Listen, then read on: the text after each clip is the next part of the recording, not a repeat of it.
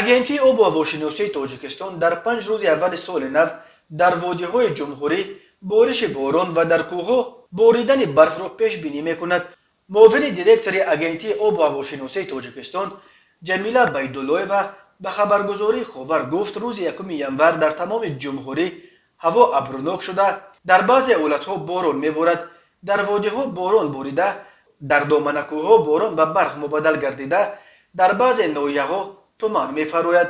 шамол аз самти ғарб бо суръати 4-9 метр дар як сония мевазад.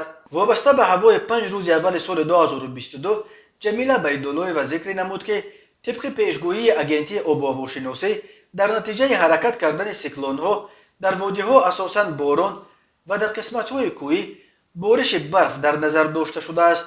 рӯзҳои 3-4 январ дар якчанд ноҳияҳои мамлакат бориши бо шиддати борон пешгӯӣ мешавад. ҳаво дар қисми зиёди водиҳо шабона 2-4 дараҷа гарм мешавад. ҳаво рӯзона ба сабаби ҳаракат кардани циклонҳои ҷанубӣ боиси намнокшавӣ ва боридани борон гардад ҳам, аммо дар 5 рӯзи аввал ҳаво 8-13 дараҷа гарм мешавад, афзудааст ҷамила байдуллоева. дар қисматҳои кӯҳӣ ҳаво шабона 5-10 дараҷа хунук шуда, рӯзона аз 3 дараҷа хунук то 2 дараҷа гарм мешавад.